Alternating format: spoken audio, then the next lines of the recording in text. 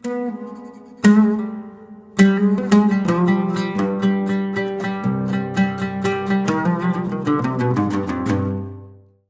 الله الرحمن الرحيم. الحمد لله رب العالمين، والصلاة والسلام على سيدنا محمد صلى الله عليه وسلم. عزيزان من فاتح شيخ محمد سميعم بخوش حاليوا إن شاء الله مانگی جارێک لە ڕێگەی محەممەد فاتح شۆوە ڤیدۆیەکی نوێتان پێشکەشەکەم. بابەتەکەی من ڕاوە و شیکاریە بۆ حیکەمی ئیبن عەطاءوڵڵای سکەندەری. إن شاء الله هیوادارم بە شێوازێکی جیاواز پێشکەشتانی بکەم. تەوەرەکان و بەشەکانی ئەڵقەی یەکەممان بەم جۆرەیە. سەرەتا ناساندنێک. شێخ قاسم القەیسی، مسافرانی ڕێحەقیقەت. ئیبن عەطاءوڵڵا کێ بوو؟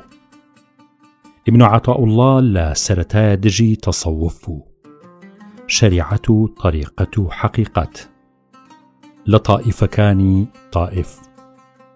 بڵاو بوونەوەی حیکەمی عەطائیە. گەورەیی ئیبن عەطاءوڵڵا لە دیدگای شێخی ئیبن تەیمیە. خەڵوەت یاخود کۆڕی زانست و ئەڵقەی زیکر. کۆچی دوایی شێخی ئیبن عەطاءوڵڵای سکەندەری و دوا دڵۆپ و ئامانج لەم زنجیرەیە. شێخ قاسم القەیسی. شێخ قاسم زانایەکی گەورە و بەناوبانگی عێراق و شاری بەغا و مفتی گەورەی عێراق بووە. شێخ قاسم خۆ ئەگەڕێتەوە ئەڵێت تووشی نەخۆشیەکی ترسناک بووبووم. ئەم زانا گەورەی عێراق بە دوای چارەسەرا ئەگەڕێت. ئەڵێت تووشی نەخۆشی کێبر واتە خۆ بەزلزانی بووبووم.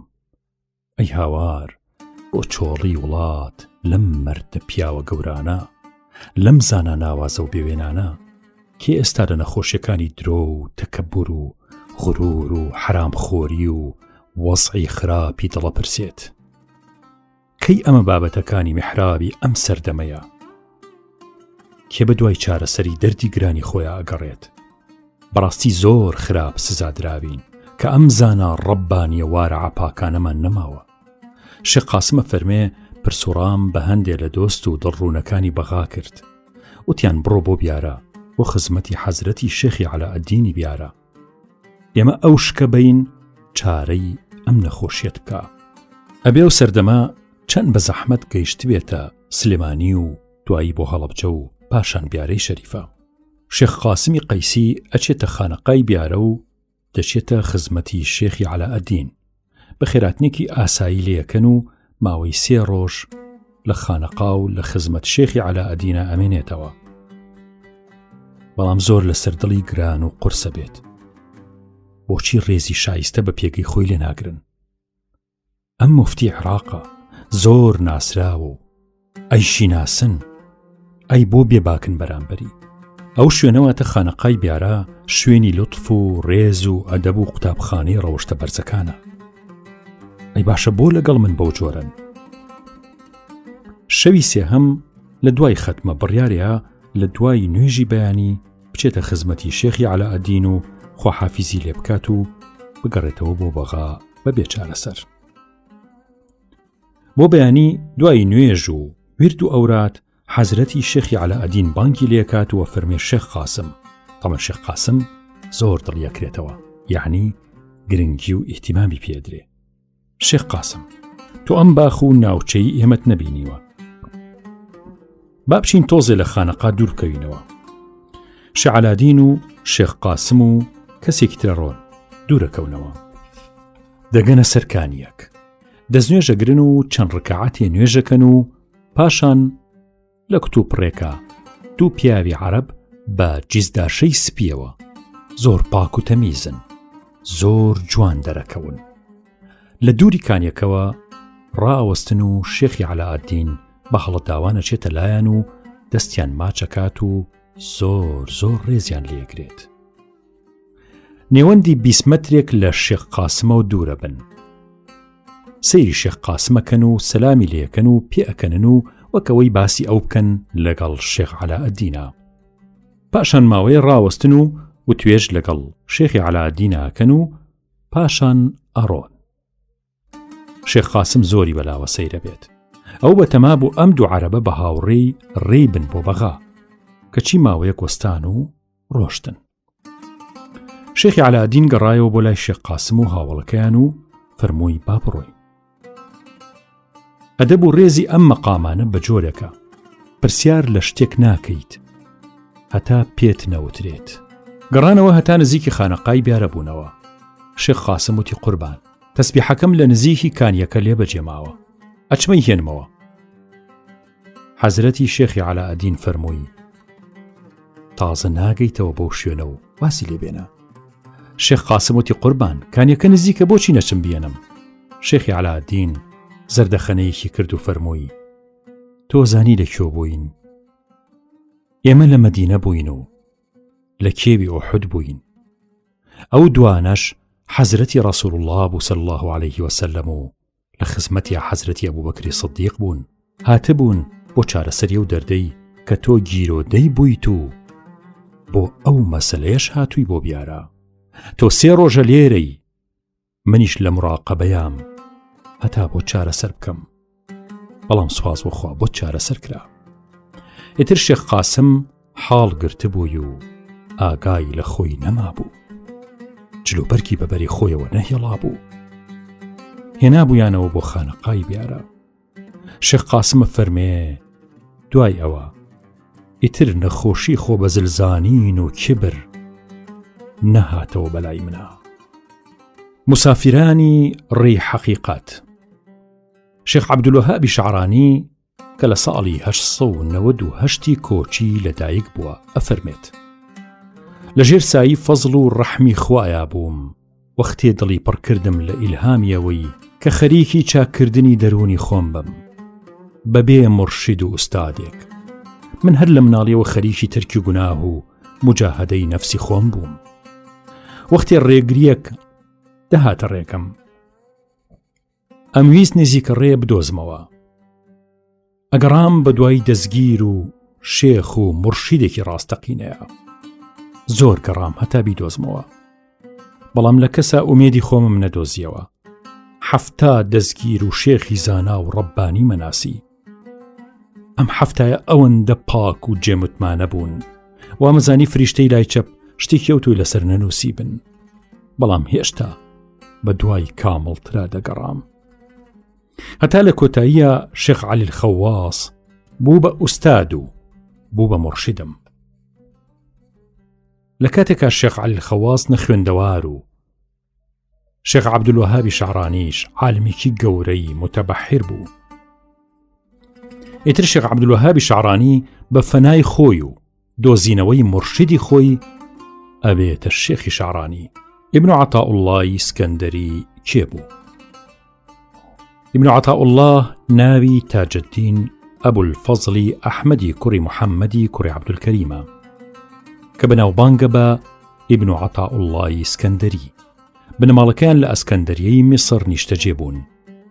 ئیبن عەطاءوڵڵاه لە ساڵی 658 کۆچی لەدایک بووە.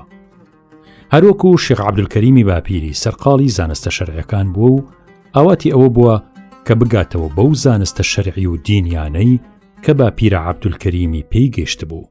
ئیبن عەطاءوڵڵاه لە سەرەتایە زۆر دژی تەریقەت و تەسەووف و تەنانەت وتبووی هەچ کەسێ بڵێت زانستێک هەیە بێجگەلەوەی لەبەر دەستی ئێمەدایە واتە فیقه و فەرموودە و ئوسوڵ و تەفسیر و هەتا دوایی زانستە ئیسلامیەکان. هەچ کەسێ ئەوە بڵێ ئەوە شتانێکی بەدەم خواوە هەڵبەستووە. ئیبن عەطاءوڵڵاه سەیر و سلووکی ئەهلی تەسەووفی بەزیادە دەبینی. هەتا ئەو ساتە وەختەی ئەگا بە شێخ ئەبوولعەباسی مرسی ئیتر هەموو شتێکە گۆڕێت. ئیتر مرۆڤێکی نوێ لەدایکە بێت. وەک ئیبن عەطاءوڵڵاه فەرمێت پێکەنینم بەو ڕابردووەی خۆمە هات کە لە چه حاڵێکی پەرێشانیا بوو. شەریعەت و طریقەت و حەقیقەت. وەختێک ئیبن عەطاءوڵڵاه دەگات بە هەندێک لە قوتابی و موریدەکانی شێخ ئەبوولعەباسی مرسی کاریگەر نابێت بە وتەکانیان. ئیبن عەطاءوڵڵاه ئەڵێت لە پاشانە بە خۆمم وت من بۆچی لە خۆمەوە ئاوا دژایەتیانەکەم؟ باشە من وتەکانیانم لێکدایەوە؟ ئیتر ئەو شەوە هەتا بەیانی خەوم لێ نەکەوت. وتم باشە خۆ من هیچم لە شێخی مرسی نەبیستووە. ئەی بۆچی نەچم خۆم گوێی لێ بگرم؟ بۆ بەیانی چوون بۆ لای. ئەبینم باسی دنیای نەفس و دەروونەکانەکات. ئەبینم شێخی مرسیە فەرمێت ئیسلام و ئیمان و ئیحسان. ئەگەر دەشتەوێ بڵێ شەریعەت و طریقەت و حەقیقەت، ئەگەر دەشتەوێ بڵێ عیبادەت و عوبودیەت و بەندایەتی، ئەگەر دەشتەوێ بڵێ مڵک و مەلەکوت و جەبەروت، یاخود شەریعەتەوەیە خوا بپەرستی، طریقەتەوەیە مەبەستت حەق تەعالا بێت و حەقیقەتی شەوەیە شاهیدی بدەیت و ببینیت. شەریعات ئیسلاحی ڕواڵەت و زاهیرە و چاککردنی ڕێک ڕۆشتنی ئەندامەکانە. طریقات ئیسلاحی ویژدان و پەنهانە. حەقیقەتیش ئیسلاحی شاراوە و ئەسرارەکانە.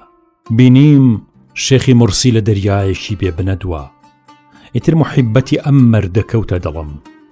گەڕامەوە بۆ ماڵەوە و ڕۆژی دواتریش چوومەوە خزمەتی. شێخ عەبدولعەباسی مرسی زۆر بەگەرمی پێشوازی لێ کردم و پێیوتم بزانە کاتەکانە چوارن و پێنجەمیان نییە. یەکەم تاعەت، مافی تاعەتی شکری خوایە. دووهەم گوناه و تاوان، ئەبێت بە زووی تەوبەی لێ بکەیت. سێهەم نیعمەت، ئەبێ شکری لەسەر بکەیت. چوارەم بەڵا و موسیبەت، مافدانی ئەم بەڵا و موسیبەتەش سەبر و ئارامگرتنە. کاری ماندار هەمووی خێردارە.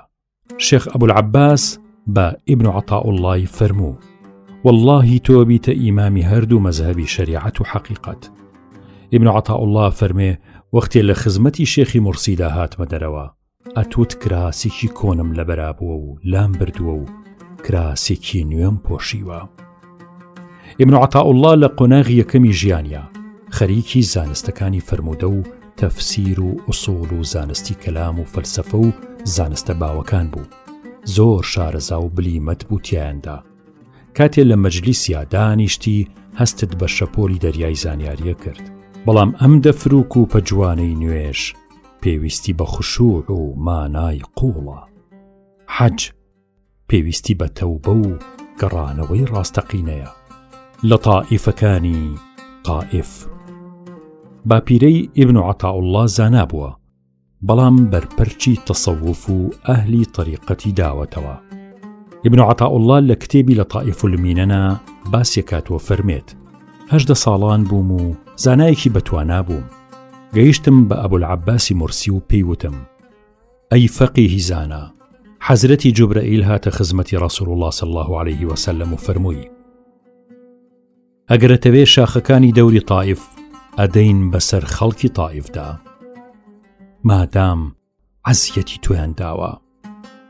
حەزرەتی ڕەسوڵ الله صلی الله عليه وسلم فەرمووی نەخێر، ومێ دەکەم لەنەوەی ئەمانە خەڵکانێک دەربچن خوای گەورە بە تەک و تەنهایی بپەرستن.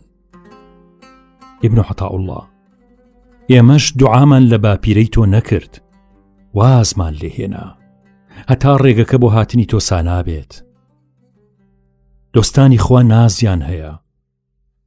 دوعای مەزڵوم بەبێ پەردە ئەگاتە لای خوای تەعالا. بڵاو بوونەوەی حیکەمی عەطائیە. ئیبن عەطاءوڵڵا دوور و نزیکەکان شاهیدی باشی بۆدەن.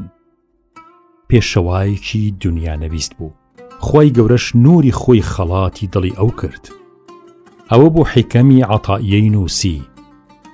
بەم حکمەتانە دەدوا کە حکمەتەکان ئاماژەیەکی ڕوونن بە عەطا و بەخشندەیی خوایی. دیاریەکی ڕەبانی نایابن لەسەر زوبانی وەلیەکی ناوازە جەرەیانی کردووە. ئەو ئەحمەدی کوڕی عەطاءوڵڵا بوو.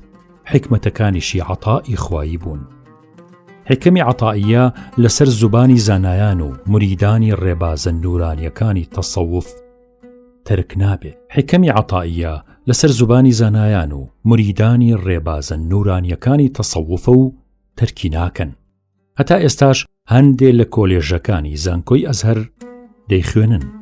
ڕۆژهەڵاتناسی ئینگلیزی میگل بلاسیۆس هەندێکی لەگەڵ شەرحی ڕەندی وەرگێڕاوە بۆ سەر زوبانی ئیسپانی.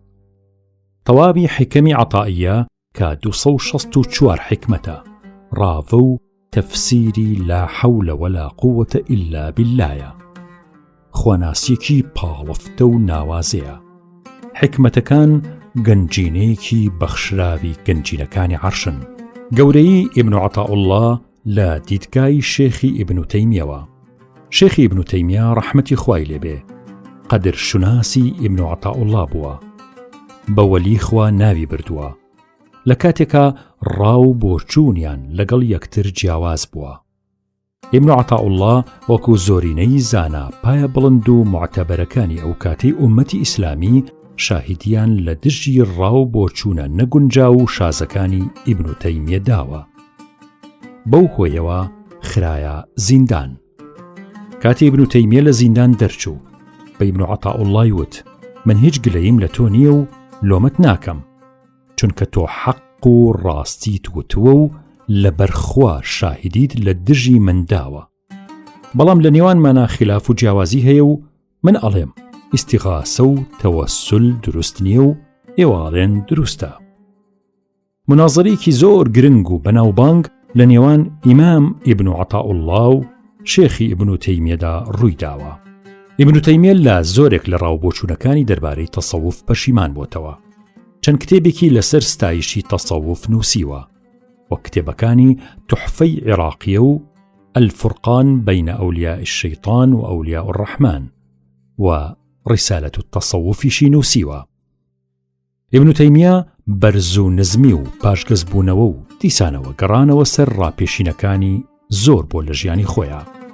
وەختێکی شێخی ئیبن تەیمیە وەفاتەکە لە گۆڕستانی سۆفیەکان دەنێژرێت لە شاری دیمەشق، کە ئێستاش گۆڕەکەی دیار و ئاشکرایە. ئیبن تەیمیە پەشیمان بوویەوە لە بەشێک ڕاو بۆ چوونە شازەکانی خۆی، بەڵام بەگشتی لەسەر ڕاتایبەتەکانی خۆی هەرمایەوە. هەستکردن بە بەرەکەت. ئیبن عەطاءوڵڵا بە زنجیرە و سیلسیلەیەکی نەپچرا و بەرزە بێتەوە و طریقی لە حەزرەتی ڕەسوول الله صلی الله عليه وسلم وەرگرتووە، هەروکو چۆن هەموو زانستەکانیشی بەو جۆرە بەبێ پچران وەرگرتووە. طریقەتیش کە ئەبێتە خاوەنی بەرەکەت بەهۆی زنجیرەی نەپچراوەیە، هەروکو چۆن لە زانستە جیاوازەکانی شەریعەت و قیراءەتی قورئان ئەم زنجیرەیە بەرەکەت و سەنەد و پاڵپشت بۆ خاوەنەکانیان بەدەست دەهێنێت، لە طریقەت و تەسەووفیشدا بە هەمان شێوەیە. ئێمەی ئومەتی ئیسلامی 1 ملیۆن سەنەدی فرموودەمان هەیە، 20,000 بەنی ئادەم مەلەفی لەدایکبوون و مردن و ڕۆشتن و گەڕانیان هەیە بە دوای فرموودەدا و هەمووی نووسراوەتەوە. لە تەسەووف و طریقەتیشدا سەنەدێکی نەپچراو هەیە کە لەنەوەیەکەوە گەیشتووە بەنەوەیەکی تر هەتا ئێستا. ناکرێت هەست بە سیڕی ئەم زنجیرە و بەرەکەتە نەکرێت. بەرەکەتیش میراتی پێغەمبەرانە سەلامی خوایان لێبێت، لە حەزرەتی ڕەسوول الله صلی الله عليه وسلم گەیشتووە بە ئێمە، هەروکو چۆن ئاوێک لە قەد و لقەکانەوە دەگاتە گەڵاکان، بەو جۆرەش دەگاتە حەقویستان، بەو جۆرەش سەنەدەکان و سیلسیلە دەگاتە حەقویستان. ئومەتی ئیسلامیش هەتا ئەو کاتە لەسەر خێرەمێنێتەوە کە ئەو بەرەکەت و میراتەی پێبگات. یەکێکیش لە پایەکانی بەرەکەت ئالوبەیتی حەزرەتی ڕەسوول الله صلی الله عليه وسلم. ئیمامی ترمذی کە یەکێکە لە 6 ئیمامە متمانە پێکراوەکەی فەرموودە لە پێغەمبەرەوە صلی الله عليه وسلم دەگەڕێتەوە کە فەرموویەتی: تەرەکت فیکم ما إن تمسكتم به لن تضلوا بعدي أبدا كتاب الله وعترة أهل بيتي. وتدوانم لدواي خوم بو أمتكم بجيه الله ئەگەر دەستیان پێوە بگرن گومڕانابن. قورئان کە کتێب و پەیامی خوایە و ئال و بەیتم. ئەو فەرمودانەی کە لە جیاتی ئال و بەیت دەفەرمێەوە سونەتی ئیمام ئەحمەد هێناوێتی، دیارە لە بابەتی بەهێزی فەرمودەیە ئیمامی ترمذی پێش ئەخرێ بەسەر ئیمامی ئەحمەدە، چونکە ترمذی لە صحاحی ستەیە. ئەهلی بەیت ناسین بابەتێکی گرنگە و پێویستە ڕەچاو بکرێت. ناسینی حەقیقەتی نەبووەت و پێغەمبەرایەتیە، زیاتر ناسینی قورئانە. حەزرەتی محەممەد المستەفا صلی الله عليه وسلم تەنها پێغەمبەرێکە بە زانراوی و بە بێگومانی گۆڕ و مەرقەدی مبارەکی زانراوە. خەڵوەت یاخود کۆڕی زانست و زیکر. یەکەم جار ئیبن عەطاءوڵڵا بڕیاریدا بچێتە خەڵوەتەوە و دوور بکەوێتەوە. ئیبن عەطاءوڵڵا خۆی بۆمان دەگێڕێتەوە دەفەرمێ ئەبیلعەباسی مورسی پێیوتم بەبێ ئەوەی ئەم قەرارە لە دڵمەوە سەری کردبێت و هاتبێتە سەر زوبانم و باسم کردبێ لای هیچ کەسێک. وتی من قوتابیەکم هەیە لە قوس، ناوی ئیبن ناشیدە، جێگری حاکمی قوسە. هات بۆ لام و پێیوتم کە ئەیەوێت تەرکی دنیا بکات و بچێتە خەڵوەتەوە بۆ خزمەتی پەروەردگار. پێم وت نەخێر، ئەو کارە مەکە، لەو شوێنەیە بمێنرەوە کە خوای گەورە بۆی دیاری کردویت. خوای گەورە خۆیەتی کە ئەتنێرێتە خەڵوەت و هەر ئەویشە دانیشتووی شوێنێکی ترت ئەکات.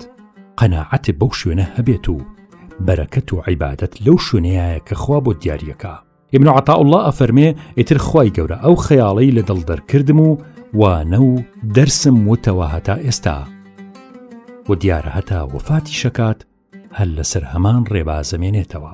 هەروکو ئیبن حەجەر ئەفەرمێ لە سەردەمی خۆیان ئیبن عەطاءوڵڵا قسەکەری ئاهلی تەسەووف بووە. ئەحمەد زەڕوق ئەفەرمێ زانستەکانی تەفسیر و فقه و فەرمودە و ئوسوڵی لە خۆیان کۆ کردبوویەوە. ئیمامی زەهەبی ئەفەرمێ ئیبن عەطاءوڵڵا کەسێکی مەزن و شکۆمەند بووە و کاریگەری گەورەی لەسەر دڵ و دەروون هەبووە. نمونەی چاکەخوازی و ڕەوشت بەرزی بووە.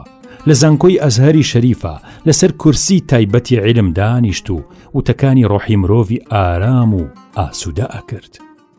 حیکەمی عەطائیە ڕەهەندە سەرەکیەکانی دەربارەی یەکتاپەرستی و خۆپارێزی لە هاوڵدانانی گەورە و بچووکە بۆ خۆی تەعالا و باس لە پایەکانی تەزکیەی دەروونەکات و ئاکار و ڕەفتارە جوانەکانیش لەگەڵ ئەحکامەکانیان لە حیکەمە فرامۆش نەکراون.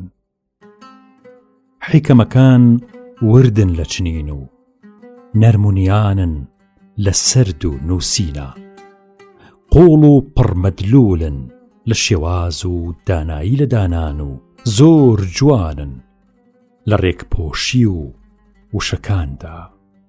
حیکەم گەوهەرێکی نایابە و نورێکی پیرۆزە و پڕپڕە لە ناسینی خوای تەعالا.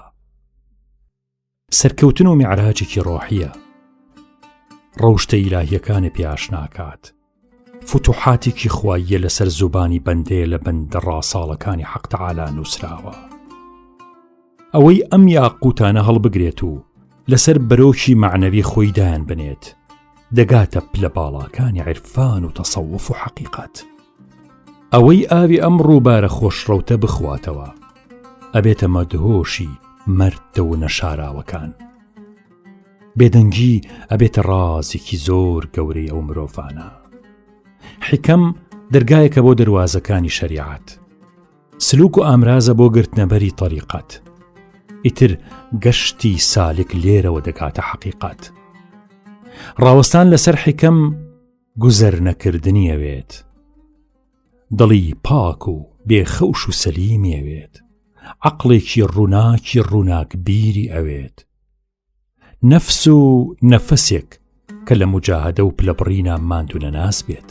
ئەمەی ئەوێت کەسێ بێ چاوی دڵی لەسەر عیلم اليەقین و عین اليەقین و حەق اليەقین بێت و خۆی گەورە بە نووری خۆی ڕێی بۆ ڕۆشن کردبێتەوە و ڕزقی زوو تێگەیشتن و حاڵی بوونی پێدا بێت.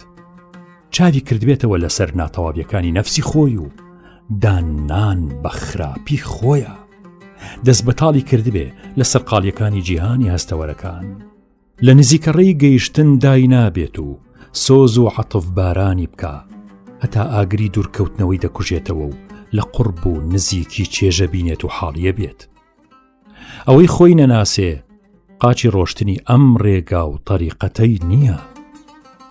حیکەم پەچەونی قابەکان لادات، ڕووپۆشی نیفاق و ساختەکاری دەکاتە دێوەزمە و خەو لە چاوی سالیکی نەتۆرێنێت.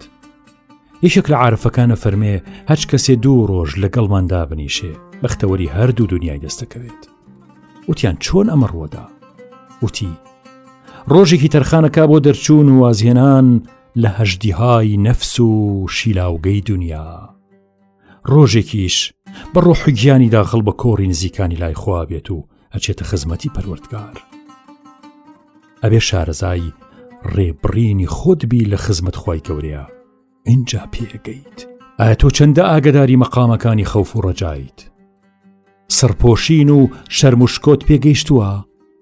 ئەتوانی کارە گەورەکان جێبەجێ بکەیت؟ گەیشتوویتە ڕازگۆیی و ئیخلاص و بەندایەتی و بەخشندەیی و زیکر و دوعا و زوهد و سەبر و ڕازیبوون بە قەزا و قەدەری خوا. لە حیکەمی عەتائیەیە ئینشاء الله لەسەر ئەم هەموو حەقیقەتانە و ماناقۆڵەکانیان ڕاوەستین. حیکەمەکان لە ناوکرۆکی تەوحیدە دوێن و قورئان و سونەتەکەنە مەشخەڵی ڕێ. ئایا تۆ شەوقت هەیە بکەویتە ڕێ؟ ئەتەوێت ڕێبواری ڕێی خواناسی ڕاستەقی نەبیت؟ پێم بڵێ بکوژی کات و ساتەکانی ژیانی خۆتیت یاخود وەک گەوهەر و نایابەکان دەستی بۆ بەیت؟ یەکەم چاوکردنەوەی ئەم ڕێگەیە بەدیکردنی قیمەتی کاتە. دەستت دەلەرزێ لە بەهەدەردانی ساتێکی تەمەنی خۆتدا؟ ئەبێ نازی سات بە ساتی تەمەنێ بگری. ئەسپیەجەل سات بە ساتی کاتەکانە لێ فڕێنێت چۆن فرسەت لە ئەجەل دێنیت. چەندە تۆ ناسینەوەت هەیە بۆ دەسەڵاتی خوای گەورە، بە چ شێوەیەکیتە خزمەتی؟ چەندە قەناعەتێ بە مەحبوبوونی خۆت هەیە؟ ئەگەر ویستت چۆن دەستت پێگا؟ ئایا بیرێ لەم مەسەلانە کردوتەوە؟ حیکەم دەستگیرە بۆ بێدەستگیرەکان. ئایا عیبادەتەکان کاریگەریان هەیە لەسەرت یاخود عیبادەت ڕاهاتنە لای تۆ؟ هەست بە گەشە سەندنی پەیوەندیەکانە بە حەق تەعالاوە ئەکەیت یاخود لە گێژاوی ڕاهاتنە ون بوویت؟ ئاوی سازگاری دوعا و مناجات نۆشەکەیت؟ سازگارە لە گەروتە یاخود ئاساییە؟ ئایا نەفست وەک تێکڕای نەفسی خەڵکی وایە یاخود ئیدعا چیت و ئیشتیهات لە خەڵکی زیاترە؟ تۆ هەژدیهاکانی نەفست لەژێر ناوی پەروەردە و چاکەکاریا پەردەپۆشەکەیت و خراپتریت لە خەڵکی هەڕەمەکی و غافڵ. ئای بۆ ئیدعای گەورەکەیت. هێشتا کاژی مارەکانە ژمێریت و هێلکە مارەکان ڕێکە خەیت بۆ هەڵهاتن کەچی ژاوە دنیای پڕ کردووە و ئیدعای ئیسلاحی ئومەتێکەکەیت. نەفسی خراپەکارە لە تافی لابێتی و گەشە سەندنی خۆیایەتی کەچی ڕزی ڕەشاش لە نەفسی خەڵکی شەکەیت. ئەزانی ئەم بانگەشە درۆینە و ئیدعا پوچانە گێژاوی دۆڕانی بەدوایەت و ڕووزردی قیامەت بۆ خۆت مسۆگەرەکەیت؟ ئەو ڕازانەی کە پێتەگا ئەزانی گیان بکەیتەوە لە یەکتر؟ ئەتوانی تێبگەی لە ڕازی خوایی و ڕازی فریشتەکان؟ ئەتوانی جیاکاری بکەی لە نێوان ڕاز و نامە خواییەکان و ڕازە شەیطانی و دەرونیەکان؟ یاخود گرنگ نییە بەلاتەوە حەچ ڕازێک پێبگا گرنگەوەی ڕازێک لە دڵی تۆیە هەبێ ئەیکەیتە دەستکەوتی نەفست و بازاری لە خشتە بردن گەرمەکەیت. تۆ زانی هەستکردن و دەرککردن بە ڕازە خواییەکان بەڵگەن بەسەرتەوە؟ تۆ ئەتوانی خۆت لادەی لە داوەکانی نەفس و بەڕاز و وردە کەرامەتێک مەغرور نەبیت و تیانەشیت؟ ڕازەکان تەنها بۆ ئەوە ئەگەنە تۆ هەتا بگەنە خەڵکی تر نەکێکی تر. جۆکانت بدەرە دەستی تەوبەی نەسوح هەتا پێچیان پێ بدات و تەوبە بکەیت. کۆچی دوایی ئیبن عەتاءوڵڵای ئیسکەندەری. ئیبن عەتاءوڵڵای ئیسکەندەری لە ساڵی 1909 کۆچی وەفاتەکات لە سەردەمی سەڵتانەتی سێهەم سوڵتان ناسر محەممەد و لە ئاخرین بەشی قەڕافەی بچوو کە پێوترێ غوڕاس ئەهلول جەنە کە شوێنێکی مبارەک و ڕۆحانی و لەو شوێنەدا نێژراوە. لە هەمان شوێن عەبدوڵڵای کوڕی غەمرە و محەممەدی کوڕی سەیدە ناس و حافظی عێراقی نێژراون. لە ساڵی 1973 زاینی ئیمام عەبدولحەلیم مەحموود فەرمانی کرد مزگەوتێکیان لەوێیا دروست کرد بەسەر قوبەکەی ئیمام ئیبن عەتاءوڵڵای ئیسکەندەری هەزاران ڕەحمەتی خوای لێبێت و هەتا ئێستاش سەردانیەکرێت. بەناوبانگترینی کتێبەکانی ئیبن عەتاءوڵڵا حیکەمی عەتائیە و لطائف المنن کە دەربارەی مەناقیبەکانی شێخ ئەبوولعەباسی مورسیە. دوا دڵۆپ و ئامانج لەم زنجیرەیە.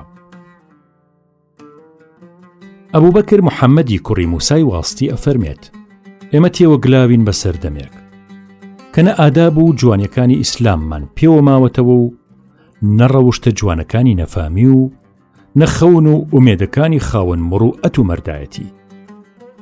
ئازیزان، ئەم زنجیرەیە هەوڵێکە بۆ بەدەستهێنانەوە.